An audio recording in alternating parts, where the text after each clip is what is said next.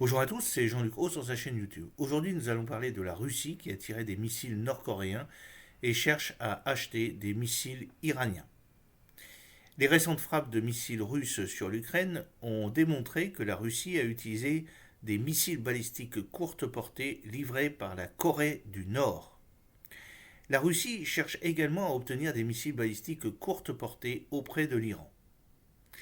C'est le 4 janvier 2024, à l'occasion de la conférence de presse matinale de la Maison-Blanche, John Kirby, chargé de communication au sein du Conseil de sécurité nationale américain, a annoncé que la Russie avait reçu des lance-missiles nord-coréens, ainsi que plusieurs douzaines de missiles balistiques nord-coréens.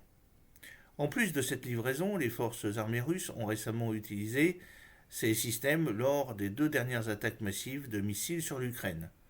Le 30 décembre 2023, les forces russes ont lancé au moins un de ces missiles balistiques sur l'Ukraine. Ce missile semble avoir atterri dans un champ de la région de Zaporizhzhia.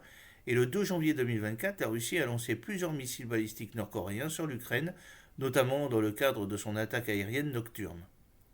Nous sommes en train d'évaluer les impacts de ces missiles supplémentaires. Cette annonce peut paraître surprenante, mais elle était attendue. En effet, le 2 novembre 2023, le service national de renseignement sud-coréen annonçait la livraison à la Russie de matériel militaire nord-coréen. Ces livraisons comprenaient notamment plus d'1 million d'obus, des fusils, lance-roquettes, mortiers, manpads, missiles anti-chars, mais aussi des missiles balistiques courte portée. Et pour rappel, ce type de missile balistique est caractérisé par sa portée située entre 70 et 999 km. Vous avez une petite vidéo. Lors de briefing à la Maison-Blanche, John Kirby a partagé une image du premier tir confirmé de SRBM nord-coréen par la Russie sur l'Ukraine. Le missile a été tiré depuis la Russie et est donc tombé dans un champ de Zaporizhzhia après un vol d'environ 460 km. Mais il y a deux missiles qui sont visibles sur l'image partagée. Celle de gauche peut paraître familière depuis le début de l'invasion de l'Ukraine par la Russie. Il s'agit d'un tir d'un missile balistique courte portée KN-23 dont le design se base sur le missile balistique courte portée russe 9K720 Islander SS-26 tonnes. La portée maximale du KN-23 existe en plusieurs variantes, serait d'environ 600 à 700 km avec une précision de 5 à 30 mètres. Les sources varient. L'image de droite est beaucoup plus floue, mais semble montrer le tir de nuit d'un missile balistique courte portée KN-24, d'une portée de 410 km et d'une précision estimée à 35 mètres. Dès lors, seul le KN-23 détiendrait la portée nécessaire pour ce premier tir sur l'Ukraine. D'ailleurs, les restants d'un missile ayant explosé dans Kharkiv semblent ceux d'un KN-23 nord-coréen. Alors, direction du premier tir confirmé de missiles balistiques courte portée nord-coréen par la Russie sur l'Ukraine. Vous avez bien entendu une carte qui vous montre tout cela. On vous donne aussi des images de différents débris. Alors, est-ce que c'est juste des KN-23 ? Le KN-23 ne serait pas le seul SRBM nord-coréen livré à la Russie, car John Kirby a précisé dans ce briefing ces missiles balistiques nord-coréens ont une portée approximative de 900 km. Le KN-23 n'ayant pas cette portée, il s'agirait donc d'autres types de SRBM nord-coréens livrés à la Russie, comme par exemple des Hwasong 9 Scud ER, portée estimée entre 800 et 1000 km. Enfin, pure hypothèse à garder en tête lors des prochains tirs de missiles nord-coréens par la Russie, si le KN-23 se confirme, le fait que ce dernier soit présent sur l'image de John Kerry ouvre également une possible livraison de SRBM KN-24 également présent sur l'image de Kirby. Cependant, aucune image ou épave de KN-24 n'est pour l'instant confirmée en Russie et en Ukraine. Quoi qu'il en soit, cette aide nord-coréenne présente de nombreux avantages pour la Corée du Nord.